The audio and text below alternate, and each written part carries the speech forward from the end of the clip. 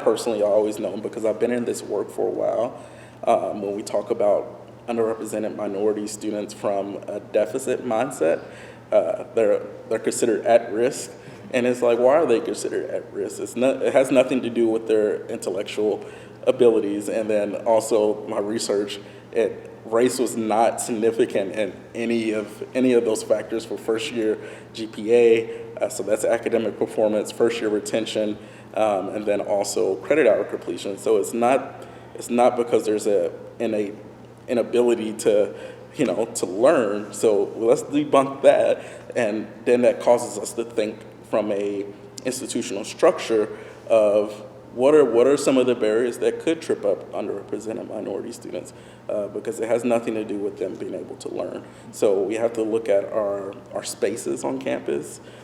We have to look at the campus culture, whether it's welcoming, it's inclusive, friendly environment.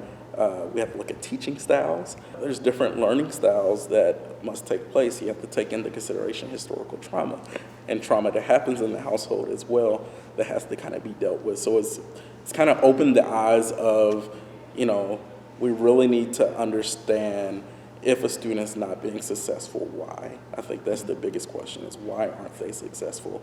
And then that causes us to do some research and some internal reflection of answering the question of why, because we know that all of our students can learn. And my research says that it has nothing to do with their race. So there's other extenuating circumstances that prevents a student from persisting.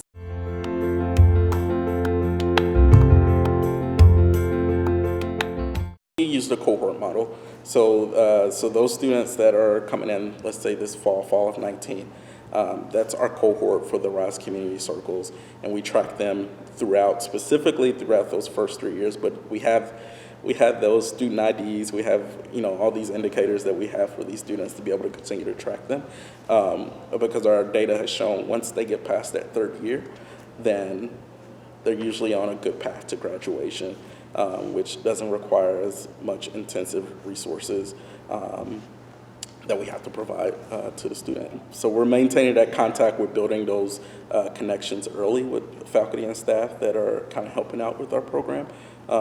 So it is a very comprehensive model that we're utilizing.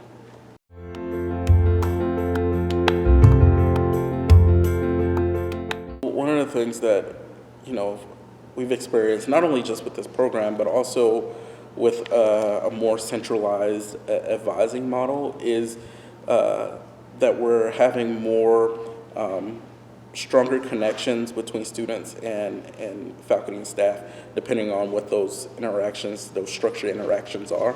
And I think it's helping them to make a connection to the institution a lot earlier, which also helps them to create an identity within the institution as a UW Superior student. So with the centralized advising model, those first 2 years, those students are with that same advisor throughout those first 2 years. So, and I think EAB is kind of creating that pathway too, of having those discussions of how we're serving students, what's working, what's not working, to be able to share with our colleagues. We might be developing best practices, right? And some of that comes with risk, right? You have to be willing to lead. I think we could be a leader in advising models and how we're interacting with students.